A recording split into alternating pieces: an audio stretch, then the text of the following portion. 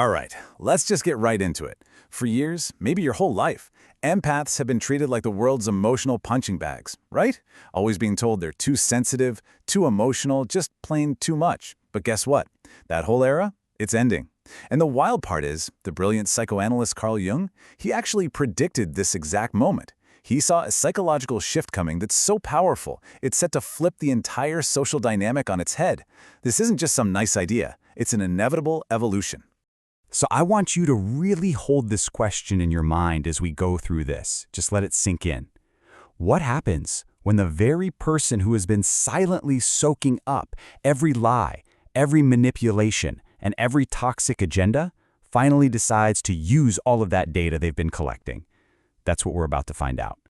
You know, it's no secret we're living in what a lot of psychologists are calling the age of narcissism. It's a time where, let's be honest, selfishness often gets rewarded and manipulating people is just seen as good strategy. And for empaths, man, this has felt like trying to survive behind enemy lines, just constantly drained, totally overlooked, and always being told that their greatest gift, their sensitivity, is somehow their biggest weakness. And what's really fascinating is the role empaths have been pushed into playing. They've basically become society's psychological janitors. Yeah, cleaning up everyone else's emotional messes, their unresolved trauma, their baggage. They've acted as human shields, taking the hits so other people didn't have to feel the pain. And all the while, they were undervaluing this incredibly rare and powerful skill set they possess. So how is this whole dynamic kept in place for so long? Through these phrases right here. Sound familiar? Look, these are not just harmless criticisms. They are control mechanisms. They are literally designed to keep empaths in a state of self-doubt and compliance, to keep them betraying their own instincts and handing out endless second chances to people who never even deserved the first one. Okay, but here is the radical reframe. This is the absolute core of this entire shift. What if all of those years of pain, all that suffering, wasn't a sign of weakness? What if it was actually research? An intense, undercover period of deep psychological study. See, empaths weren't just suffering through this. They were meticulously, if subconsciously, researching it. And this just illustrates the difference so perfectly. While the manipulators were out there celebrating their hollow, short-term victories and looking for their next fix, the empaths were quietly, diligently building a massive psychological database. Every single lie was a data point. Every manipulation tactic was cataloged and memorized. They were basically enrolled in the world's most brutal, hands-on psychology program, and folks, they are about to graduate with honors. So let's be absolutely clear on this. The ability to instantly read a room, to sense a lie before it's even fully formed, to feel the emotional shifts in people around you, that is not a flaw.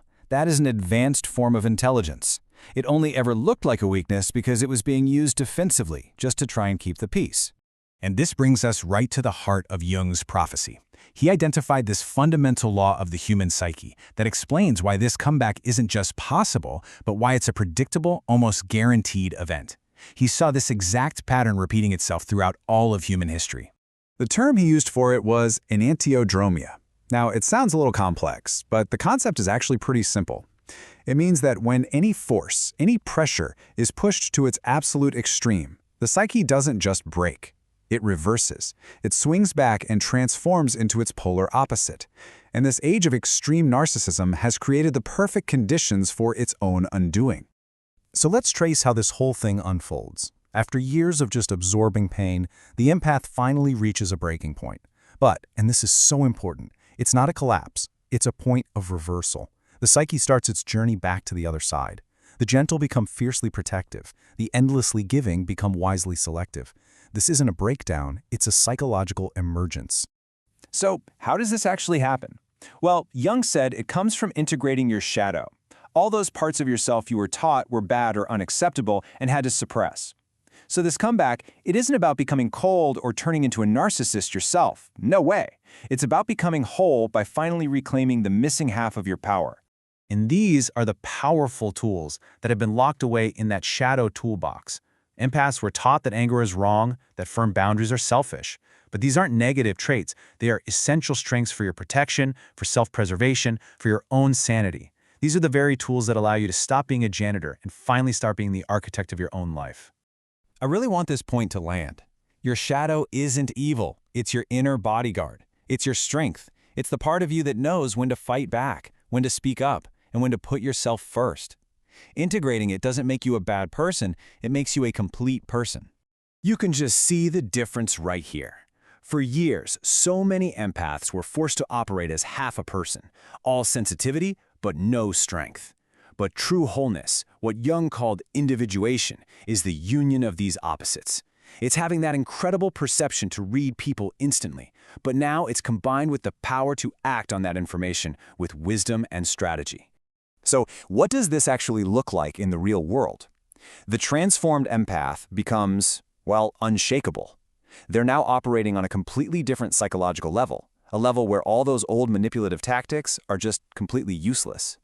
Their new rules of engagement are devastatingly simple, and they are incredibly effective. First, they use that finely tuned perception to recognize a manipulative pattern in seconds.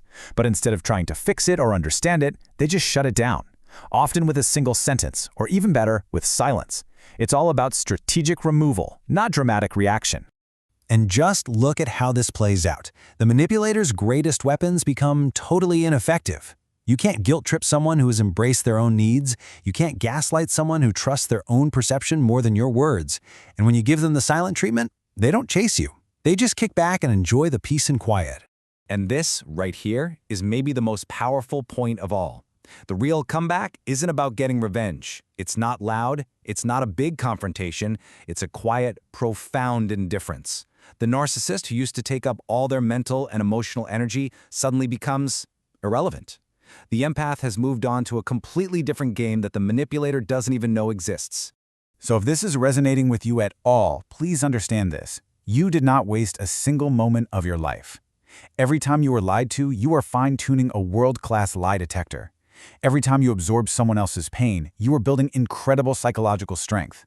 You weren't a victim, you were in training. And the skills you developed during that intense training, they are now the most valuable assets you can have in our complex modern world.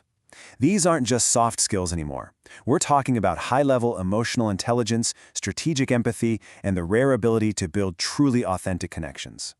This is the new currency of power, whether it's in leadership, relationships, or business. The very age that tried to break you actually built you. The manipulators who thought they were using you were inadvertently training you to become immune to them. You spent years gathering intelligence deep in enemy territory, and now you've built a complete psychological fortress that they simply cannot penetrate. Which leaves us with one last big question. Jung believed this whole process was the natural course of our psychological evolution. So the only question isn't if it's happening, but whether you'll choose to consciously embrace it. Your comeback isn't something you need to force. It's already happening. Your training is complete. So, are you ready to graduate?